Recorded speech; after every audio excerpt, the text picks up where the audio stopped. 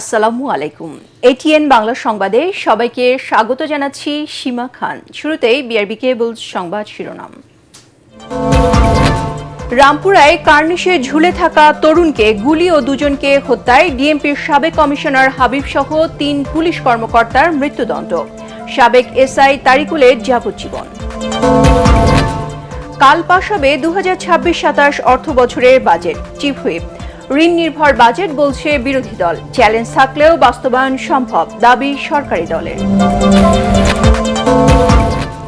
দেশে দিন দিন বাড়ছে বজ্রপাতে মৃত্যু। বছরে ঝরছে 350 মানুষের প্রাণ। সচেতনতা কার্যক্রম বাড়ানোর পরামর্শ বিশেষজ্ঞদের। হরমুজ প্রণালী ও আশপাশে ইরানের অন্তত 10টি সামরিক স্থাপনায় মার্কিন বিমান হামলা। কুয়েত ও বাহরাইনে পাল্টা আক্রমণ তেহরানের। শুনছিলেন বিআরবি কেবল সংবাদ শিরোনাম। এবারে জানাবো বিস্তারিত। জুলাই গণ আন্দোলনে রাজধানীর রামপুরায় দুজনকে হত্যা ও কার্নিশে ঝুলে থাকা এক ব্যক্তিকে গুলির ঘটনায় মানবতা বিরোধী অপরাধের মামলায় ডিএমপির সাবেক কমিশনার হাবিবুর রহমান সহ 3 জনকে মৃত্যুদণ্ড, একজনকে যাবজ্জীবন কারাদণ্ড, একজনকে 20 বছরের কারাদণ্ড দিয়েছে আন্তর্জাতিক অপরাধ ট্রাইব্যুনাল। রায়ের সন্তুষ্টি প্রকাশ করে চিফ প্রসিকিউটর বলেন, কোনো ষড়যন্ত্র ট্রাইব্যুনালের বিচার কাজ বাধাগ্রস্ত করতে পারবে না। রায়ের বিরুদ্ধে আপিল করার কথা জানিয়েছে আসামি পক্ষ। বিস্তারিত হুমায়ুন চিশতির রিপোর্টে। জুলাই আন্দোলনের সময় রাজধানীর রামপুরায় কার্নিশে ঝুলে থাকা এক তরুণকে লক্ষ্য করে পুলিশের গুলি করার এই দৃশ্য সবার বিবেককে নাড়া দেয়। ওই দিন উত্তাল রামপুরায় ছাত্র জনতাকে দমাতে নির্বিচারে গুলি চালায় পুলিশ। জুম্মার নামাজ থেকে ফেরার পথে বনশ্রীতে নাদিম হোসেন পুলিশের গুলিতে নিহত হন। পুলিশের ছোড়া গুলির একই বুলেট শিশু মুসার মাথা ভেদ করে তার দাদি মায়া ইসলামের পেটে লাগে। ছোট্ট মুসা বেঁচে গেলেও পরদিন তার দাদির মৃত্যু হয়। এই 3টি অভিযোগে ডিএমপির সাবেক কমিশনার হাবিবুর রহমান সহ 5 পুলিশ সদস্যের বিরুদ্ধে গত বছরের 18 সেপ্টেম্বর আন্তর্জাতিক অপরাধ ট্রাইব্যুনালে বিচার শুরু হয়। আসামিদের 4 জন পলাতক রয়েছেন। কারাগারে আছেন এএসআই চঞ্চল চন্দ্র সরকার। রোববার ডিএমপির সাবেক কমিশনার হাবিবুর রহমান, এডিসি রাশেদুল ইসলাম ও ওসি মশিউর রহমানকে মৃত্যুদণ্ড দিয়ে রায় ঘোষণা করে আন্তর্জাতিক অপরাধ ট্রাইব্যুনাল 1। এছাড়া এসআই তরিকুল ইসলামকে যাবজ্জীবন এবং এএসআই চঞ্চল চন্দ্র সরকারকে দেয়া হয়েছে 20 বছরের সাজা। পলাতক আসামিদের গ্রেফতার ও বিদেশে পলাতকদের ফিরিয়ে আনতে সরকারের চেষ্টা চলছে বলেও জানান চিফ প্রসিকিউটর। 4টি পরিবারকে তারা নৃশংসভাবে 2 জনকে হত্যা করলো, 2 জনকে তারা নির্মমভাবে তারা আহত করলো। এইটাই হচ্ছে গ্র্যাভিটি অফ অফেন্স। এই নিষ্ঠুরতা, এই বর্বরতার কারণেই আজকে ট্রাইব্যুনাল 3 জনকে সর্বোচ্চ শাস্তি দিয়েছে, একজনকে যাবজ্জীবন শাস্তি দিয়েছে, একজনকে 20 বছরের শাস্তি দিয়েছে। যে কয়জন আসামি পলাতক আছে তাদের প্রত্যেকের ওয়ারেন্ট আমরা সরকারের কাছে পাঠিয়েছি এবং ইতিমধ্যে একজন আসামি গ্রেফতার হয়েছেন এবং অন্যান্য গ্রেফতারি পরোয়ানা জারি আছে। আমরা ইন্টারপোলের সাহায্য নিচ্ছি। রায়ে ট্রাইব্যুনাল বলেন, ডিএমপির তৎকালীন কমিশনার হাবিবুর রহমান দায়িত্বজ্ঞানহীন নিষ্ঠুর কাজ করেছেন। চিফ প্রসিকিউটর বলেন, একটি মহল ট্রাইব্যুনালকে প্রশ্নবিদ্ধ করার চেষ্টা করছে। এই ট্রাইব্যুনালের কার্যক্রম, আমাদের এই ট্রাইব্যুনালের সাফল্য, আমাদের প্রসিকিউশন টিমের সাফল্য, এইগুলোকে মেলাইন করবার জন্যে, ম্লান করবার জন্যে একটি বেস্টেড কোয়ার্টার নানানভাবে তারা বিভিন্ন অপপ্রচার চালিয়ে যাচ্ছেন। রায়ে ক্ষুব্ধ প্রতিক্রিয়া জানান আসামিপক্ষের আইনজীবী ও স্বজনরা।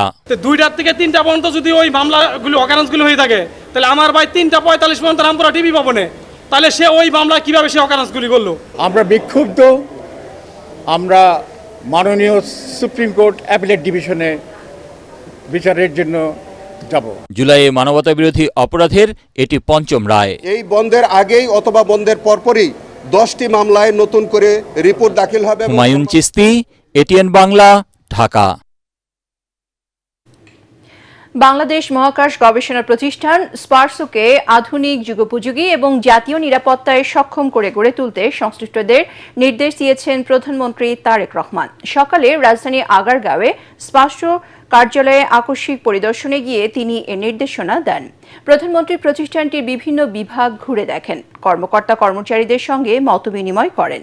এ সময় স্পারসোর গবেষণা, উদ্ভাবন ও চলমান কার্যক্রম সম্পর্কে তাঁকে জানান কর্মকর্তারা।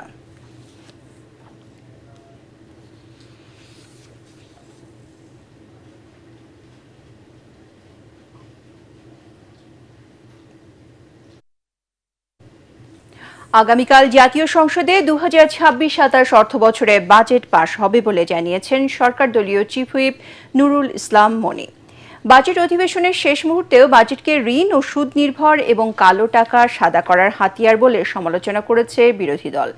তবে চ্যালেঞ্জ থাকলেও এই বিশাল বাজেট বিএনপির পক্ষেই বাস্তবায়ন করা সম্ভব বলে দাবি করেছে সরকারি দল। ইমদাদুল্লাহ বাবুর রিপোর্ট।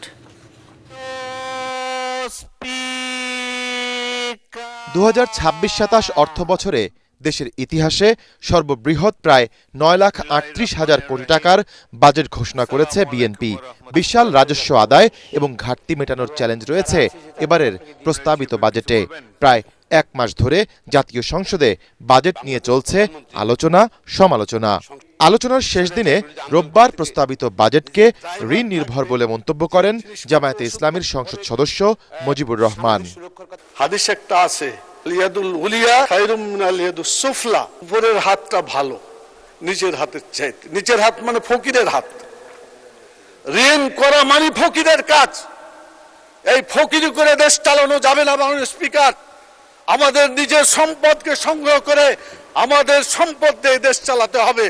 ঋণ করে ঘি খাওয়ার মতো পরিকল্পনা করলে এটা আমাদের জাতি এবং দেশ ক্ষতিগ্রস্ত হবে। 5 বার দুর্নীতি চ্যাম্পিয়ন হয়েছি, আমরা সামনে যে দুর্নীতি চ্যাম্পিয়ন হতে পারবো না, তার নিশ্চয়তা কে দেবে আমাদেরকে? তাই আমরা আপনাদের কথা শুনতে চাই না। ভাষার কথাবার্তা দিয়ে আমাদের আকৃষ্ট করবেন না।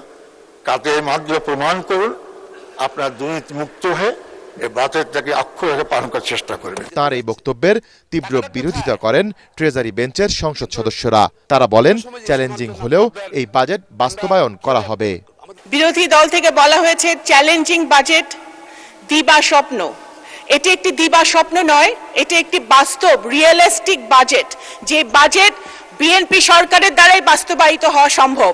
যে বাজেট নারীদের কথা বলে, নারীর ক্ষমতায়নের কথা বলে, সেই বাজেট কখনোই ফেল করতে পারে না। বিএনপি চ্যালেঞ্জ নিতে জানে, চ্যালেঞ্জ গ্রহণ করতে জানে, চ্যালেঞ্জ বাস্তবায়ন করতে জানে। কাজেই বিএনপির হারানোর বা ভয়ের কিছু নাই। এত ত্যাগ তিতিক্ষার পর একটা প্রথম বাজেট উত্থাপন করেছি পার্লামেন্টে। এখানে ফ্যাসিস্টের বাজেট, এই শব্দগুলো, এই শব্দ চয়নগুলো আমি শক্ত বিরোধিতা করছি মাননীয় স্পিকার। এ সময় পরিকল্পনা প্রতিমন্ত্রী জুনায়েদ সাকি সংসদকে জানান, বাজেট বাস্তবায়নের পরিষ্কার রূপরেখা তৈরি করা হচ্ছে। গ্রোথের কথা বলা হয়েছে, ইনফ্লেশনের কথা বলা হয়েছে, কর কমানোর কথা, কর বাড়ানোর কথা বলা হয়েছে, কিন্তু প্রত্যেকটির পিছনে নীতিগত জায়গা আছে। বাজেট বাস্তবায়নের জন্য পরিষ্কার রূপরেখা তৈরি করা হচ্ছে এবং সেই রূপরেখা অনুযায়ী আমরা দ্রুততম সময়ের মধ্যে সময়াবদ্ধ এবং ব্যয়সীমার মধ্যে যাতে বাজেট বাস্তবায়ন করতে পারি তার উদ্যোগ নেওয়া হচ্ছে। আজকে রাত্রি আমরা বক্তব্য শেষ করব। আগামীকালকে সকালে মাননীয় বিরোধী দলীয় নেতা, মাননীয় সংসদ নেতা এবং মাননীয় অর্থমন্ত্রী তারা 3 জন বক্তব্য রাখবেন। তো সেখানে ফাইন্যান্স বিল আগামীকালকে পাশ হবে, আর পরশু দিন 30 তারিখে অ্যাপ্রোপ্রিয়েশন বিল আমরা মাগরিবের আগে পাশ করব, কারণ এটার বাধ্যবাধকতা আছে, আমাদের সেই সময় পাশ করতে হবে। গেল 11 জুন ত্রয়োদশ জাতীয় সংসদের দ্বিতীয় অধিবেশনে 2026-27 অর্থ বছরের বাজেট ঘোষণা করেছিলেন অর্থমন্ত্রী আমির খসরু মাহমুদ চৌধুরী। ইমদাদুল্লাহ বাবু, ATN বাংলা, ঢাকা। এই অর্থবছরে তিস্তা মহাপরিকল্পনা বাস্তবায়ন এবং পদ্মা ব্যারাজের জন্য টেন্ডার আহ্বান করা হবে বলে জানিয়েছেন পানি সম্পদ মন্ত্রী শহীদ উদ্দিন চৌধুরী অ্যানি। ত্রয়োদশ জাতীয় সংসদের বাজেট অধিবেশনে তিনি বলেন, এই সরকার 25,000 কিলোমিটার খাল খনন কর্মসূচি বাস্তবায়ন করে দেখাবে। এ সময় ব্যবসা বাণিজ্য সহজ করতে আগামীতে অনলাইনে ট্রেড লাইসেন্স পাওয়া যাবে বলে জানান বাণিজ্যমন্ত্রী খন্দকার আব্দুল মুক্তাদির। তিনি বলেন, 2029 সালের মধ্যে মধ্যম আয়ের দেশে উত্তরণ ঘটবে বাংলাদেশের। এছাড়া চীনের সহায়তায় পাট এবং চামড়া শিল্পকে নিয়ে সরকারের ব্যাপক পরিকল্পনার কথাও সংসদে তুলে ধরেন তিনি।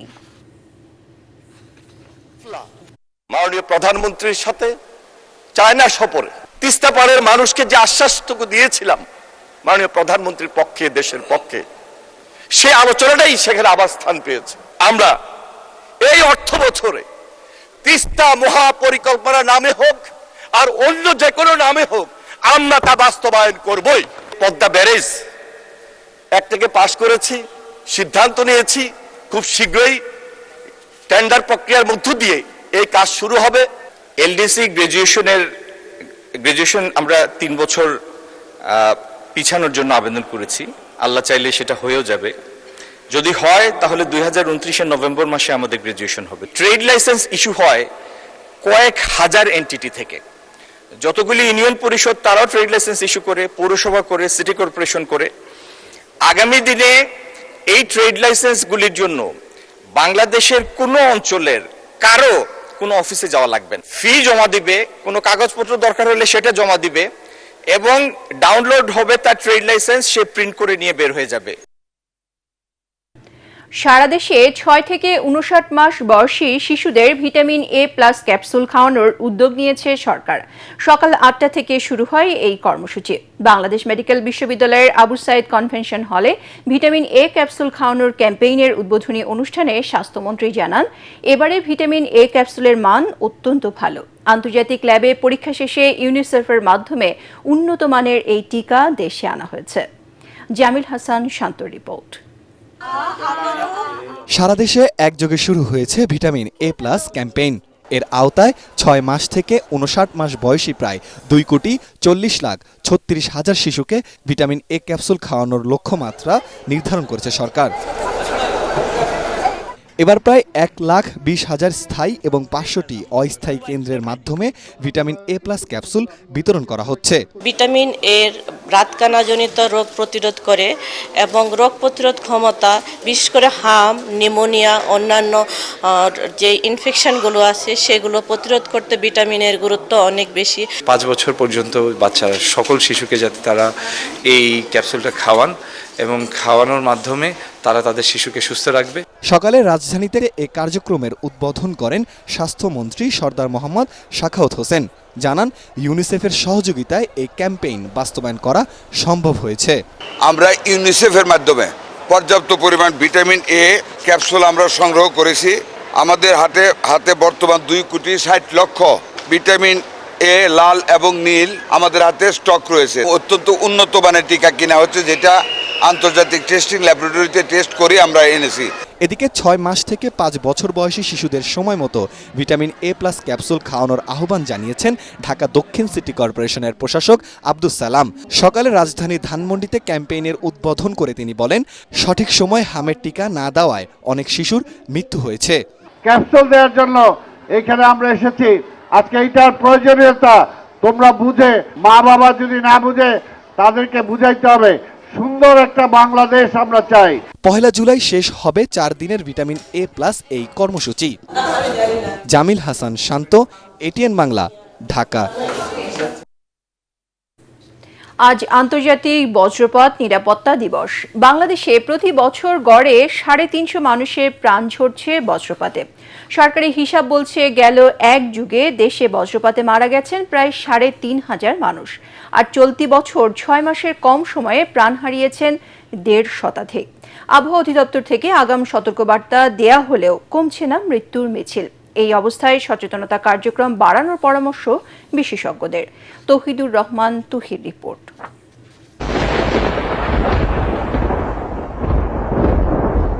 আকাশে কালো মেঘ, হঠাৎ বিদ্যুতের ঝলকানি আর বিকট শব্দ। বুঝে ওঠার আগে তীব্র আগুনে পুড়ে অঙ্গার। সরাসরি বজ্রপাতের এমন আঘাতে মৃত্যু থেকে ফিরে আসার নজির খুবই কম। বাংলাদেশে প্রতি বছর এমন মৃত্যুর গড় সংখ্যা প্রায় 350। চলতি বছর এই হার আরও বেড়েছে। বজ্রপাতে মৃত্যুর হারে বিশ্বে বাংলাদেশের অবস্থান 5ম। বজ্রপাতের ক্ষয়ক্ষতি কমাতে আগাম সতর্কবার্তা দিতে কাজ করছে আবহাওয়া অধিদপ্তর। তবে যথাসময়ে প্রান্তিক পর্যায়ে সতর্কবার্তা পৌঁছাতে বেগ পেতে হচ্ছে।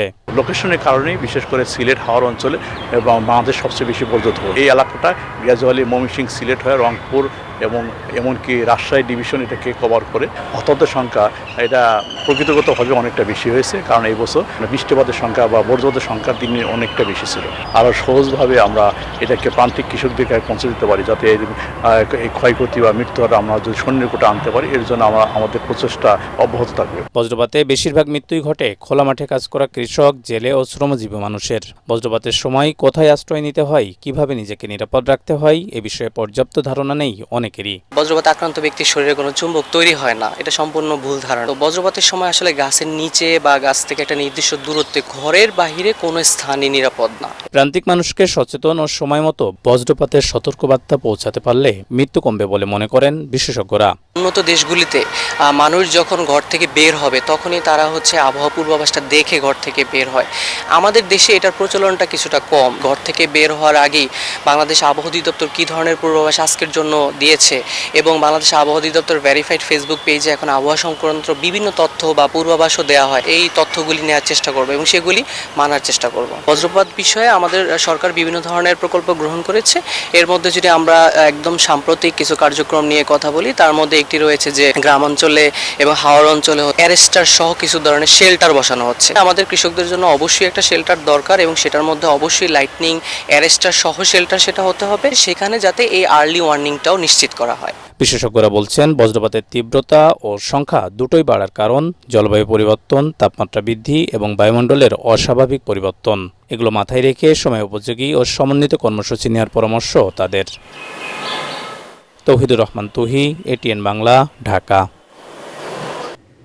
যুক্তরাষ্ট্রের বিমান হামলার জবাবে কুয়েত ও বাহরাইনে ক্ষেপণাস্ত্র ও ড্রোন হামলা চালিয়েছে ইরান। এ ঘটনায় মধ্যপ্রাচ্যে নতুন করে উত্তেজনার সৃষ্টি হয়েছে এবং চলতি মাসের শুরুতে দুদেশের মধ্যে হওয়া যুদ্ধবিরতি চুক্তি হুমকির মুখে পড়েছে। আল জাজিরার প্রতিবেদনে ইরানের Islamic revolutionary guard corps IRGC এ তথ্য নিশ্চিত করে। IRGC জানায় তারা কুয়েতে অবস্থিত যুক্তরাষ্ট্রের আলী আল সালেম বিমান ঘাঁটি এবং বাহরাইনের পোর্ট সালেমানে থাকা যুক্তরাষ্ট্রের পঞ্চম নৌবহরকে লক্ষ্য করে ব্যালিস্টিক ক্ষেপণাস্ত্র ও ড্রোন হামলা চালিয়েছে। এর আগে হরমুজ প্রণালী ও এর আশপাশে ইরানের অন্তত 10টি সামরিক স্থাপনায় নতুন করে বিমান হামলা চালায় যুক্তরাষ্ট্র।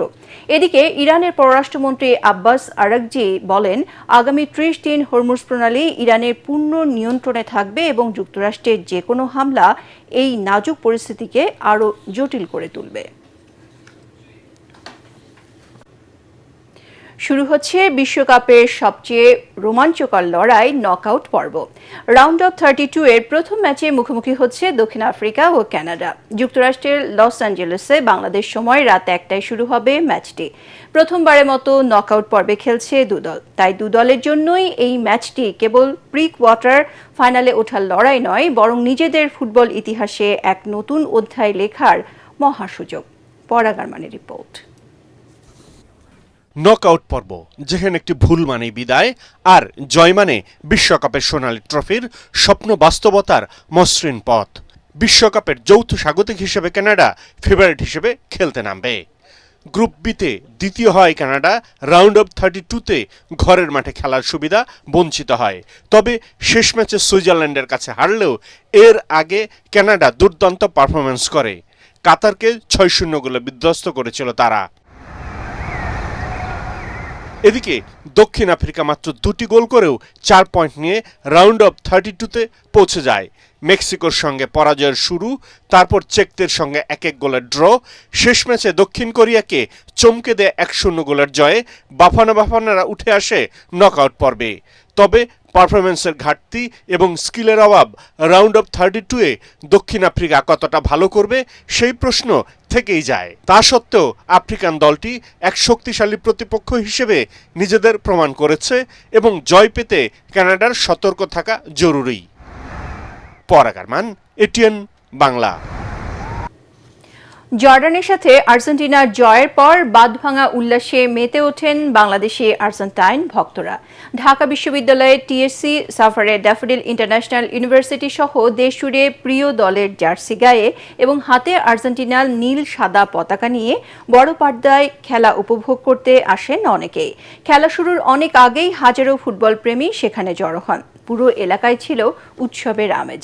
সমর্থকদের উচ্ছ্বাস, স্লোগান এবং আনন্দ ধ্বনিতে মুখর হয়ে ওঠে চারপাশ। তৌহিদুর রহমান, নিশানের রিপোর্ট। ভোরের আলো ফোটার আগেই ঢাকা বিশ্ববিদ্যালয়ের টিএসসি প্রাঙ্গণ কানায় কানায় পরিপূর্ণ হয়ে যায় আর্জেন্টাইন সমর্থকদের পদচারণায়।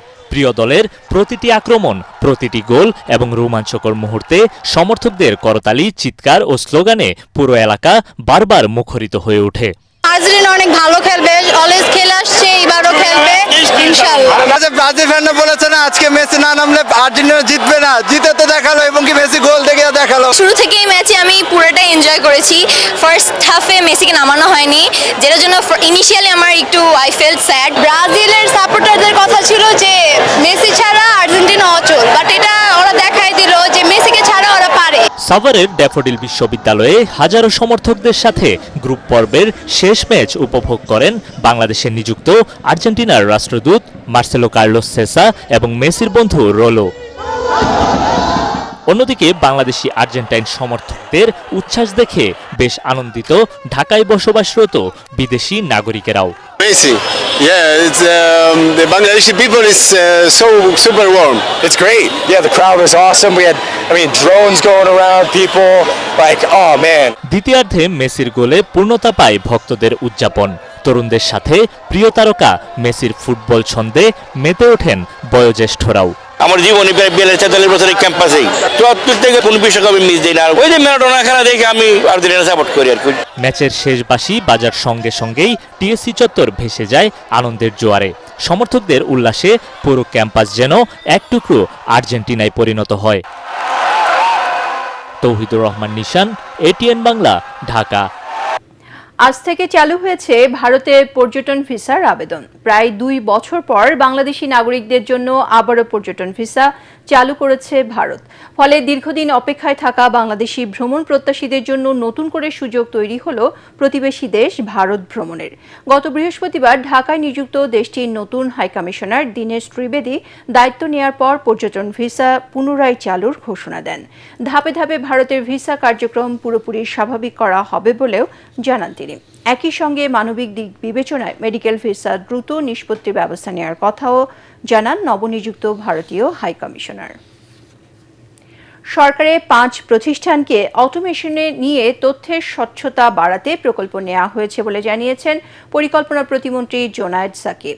রাজধানী একটি হোটেলে এ প্রকল্পের উদ্বোধন করে তিনি বলেন, অভ্যন্তরীণ আয় বাড়ানো, রাজস্ব আদায় সহজ করার পাশাপাশি তথ্যের স্বচ্ছতা বৃদ্ধি করতে সচেষ্ট সরকার। প্রস্তাবিত বাজেট ও আগামী বাজেটে এই প্রকল্পের সাফল্য দৃশ্যমান হবে এবং এর মাধ্যমে সরকারের লক্ষ্য পরিকল্পনা বাস্তবায়ন সহজ হবে বলেও জানান তিনি। সিটা প্রকল্পে $25 কোটি অর্থায়ন করছে বিশ্বব্যাংক। এই অর্থ ব্যয় হবে সরকারের পরিসংখ্যান ব্যুরো, জাতীয় রাজস্ব বোর্ড, পরিকল্পনা বিভাগ, পাবলিক প্রকিউরমেন্ট অথরিটি এবং মহা হিসাব নিরীক্ষক ও নিয়ন্ত্রক প্রতিষ্ঠানে।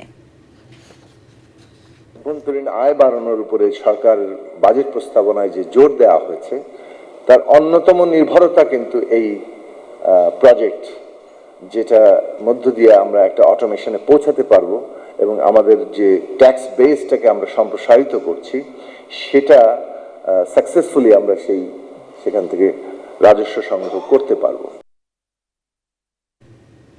সরকার দেশের এসএমই খাতের উন্নয়নে প্রতিশ্রুতিবদ্ধ বলে জানিয়েছেন শিল্প ও বাণিজ্য মন্ত্রী খন্দকার আব্দুল মুক্তাদির। রাজধানীর আগারগাঁওয়ে আন্তর্জাতিক এসএমই দিবসের এক আলোচনায় তিনি বলেন, বর্তমান সরকার দায়িত্ব গ্রহণের পর থেকে ক্ষুদ্র ও মাঝারি শিল্পের উদ্যোক্তা উন্নয়ন ও ব্যবসায় অনুকূল পরিবেশ সৃষ্টিতে কাজ করে যাচ্ছে। ক্ষুদ্র ও মাঝারি শিল্পের প্রসারে প্রয়োজনীয় ঋণ সহায়তা ও বিসিক শিল্পনগরী চালুর কথাও জানান মন্ত্রী। চলতি অর্থবছরের বাজেটে এসএমই খাতে বিশেষ বরাদ্দের বিষয়টিও তুলে ধরেন তিনি। আগামী দিনে আমাদের লক্ষ্য হচ্ছে জিডিপিতে এই সেক্টরগুলির শেয়ার বাড়ানো, নতুন নতুন উদ্যোক্তা তৈরি করা, সেই জন্য বিভিন্ন মেন্টরশিপ প্রোগ্রাম চালু করা, তার কিছু বর্ণনা এটার মধ্যেই আছে। আমরা বিসিকের নতুন শিল্প পার্ক তৈরির জন্য অনেকগুলি প্রকল্প হাতে নিয়েছি। আমাদের লক্ষ্য হবে কম জ্বালানি ইন্টেন্সিভ শিল্পের দিকে বেশি বেশি যাওয়া, আর যেগুলি ইতিমধ্যে স্থাপিত মিল ফ্যাক্টরি সেগুলির প্রোডাক্টিভ ক্যাপাসিটি পুরোপুরি ইউটিলাইজ করার জন্য, দ্রুত এই গ্যাস সংকটের সমাধান করার জন্য আমরা আন্তরিকভাবে কাজ করছি।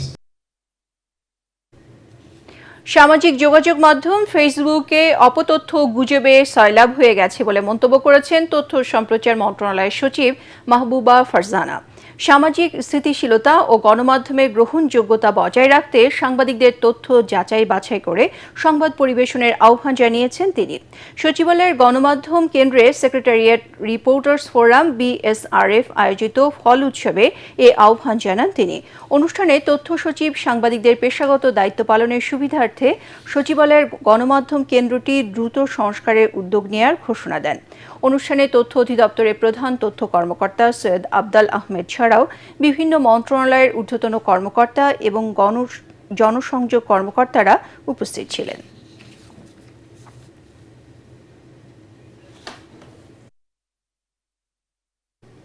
এবারে অর্থ সংবাদ।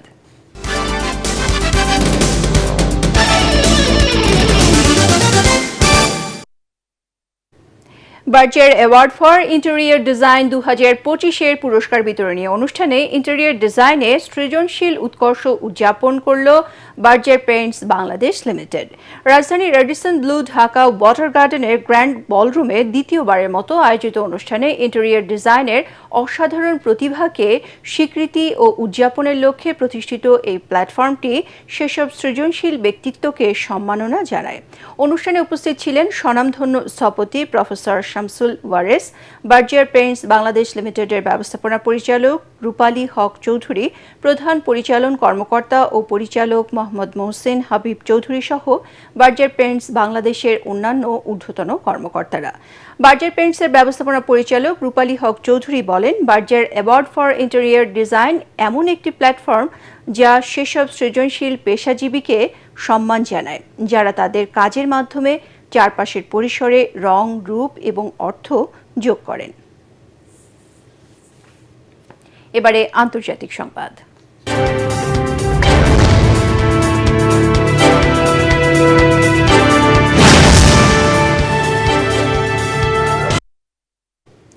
সৌদি আরবে হেলিকপ্টার বিধ্বস্ত হয়ে 14 জন নিহত হয়েছে। দেশটির রাষ্ট্রীয় গণমাধ্যমের বরাতে তথ্য নিশ্চিত করেছে বার্তা সংস্থা AFP ও আল জাজিরা।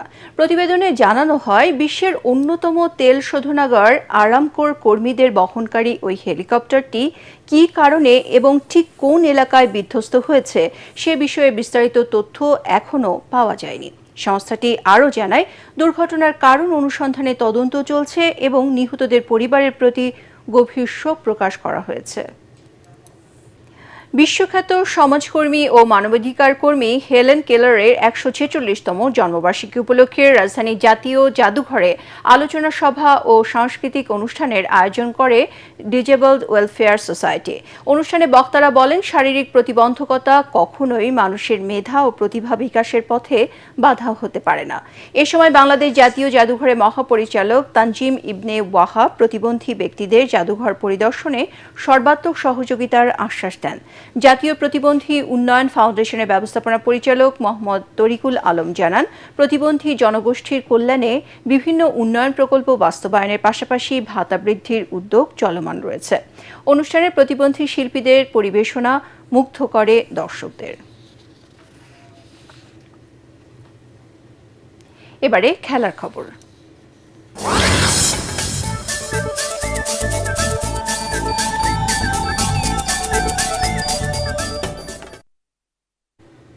হারারেতে সিরিজের একমাত্র টেস্টে জিম্বাবুয়ের কাছে টসে হেরে ব্যাটিংয়ে নেমে বিপর্যয়ে পড়ে বাংলাদেশ। দলের মাত্র 36 রানে মাহমুদুল হাসান জয় ও সাদমান ইসলামের উইকেট হারায় সফরকারীরা। লাঞ্চের পর 2 উইকেটে 76 রান নিয়ে দ্বিতীয় সেশনে ব্যাটিংয়ে নামে বাংলাদেশ। অধিনায়ক নাজমুল হোসেন শান্ত এবং মুমিনুল হক সাবলীল ব্যাটিং করছিলেন, কিন্তু দলের 113 রানে 60 রানে মুমিনুল হকের বিদায়ের পর ভেঙে পড়ে বাংলাদেশের ব্যাটিং। মাত্র 27 রানে শেষ 8 উইকেট হারিয়ে 140 রানে অল আউট হয় বাংলাদেশ। জিম্বাবুয়ের বোলার নিউম্যান নিয়মহুরি 61 রানে 4 উইকেট তুলে নেন। জবাবে ব্যাটিংয়ে নেমে শেষ খবর পাওয়া পর্যন্ত 1 উইকেটে 89 রান সংগ্রহ করেছে স্বাগতিক জিম্বাবুয়ে। সংবাদ শেষ করার আগে বিআরবি কেবল শিরোনামগুলো আরও একবার। রামপুরায় কার্নিশে ঝুলে থাকা তরুণকে গুলি ও 2 জনকে হত্যায় ডিএমপির সাবেক কমিশনার হাবিব সহ 3 পুলিশ কর্মকর্তার মৃত্যুদণ্ড। সাবেক এসআই তারিকুলের যাবজ্জীবন। কাল পাশ হবে 2026-27 অর্থ বছরের বাজেট। চিফ হুইপ, ঋণ নির্ভর বাজেট বলছে বিরোধী দল। চ্যালেঞ্জ থাকলেও বাস্তবায়ন সম্ভব দাবি সরকারি দলের। দেশে দিন দিন বাড়ছে বজ্রপাতে মৃত্যু। বছরে ঝরছে 350 মানুষের প্রাণ। সচেতনতা কার্যক্রম বাড়ানোর পরামর্শ বিশেষজ্ঞদের। হরমুজ প্রণালী ও এর আশপাশে ইরানের অন্তত 10টি সামরিক স্থাপনায় মার্কিন বিমান হামলা। কুয়েত ও বাহরাইনে পাল্টা আক্রমণ তেহরানের। পরবর্তী সংবাদ দেখার আমন্ত্রণ জানিয়ে এখনকার মতো শেষ করছি। ATN বাংলা সংবাদ ইউটিউবে দেখতে ব্রাউজ করুন youtube.com/ATN বাংলা নিউজ। ধন্যবাদ সবাইকে।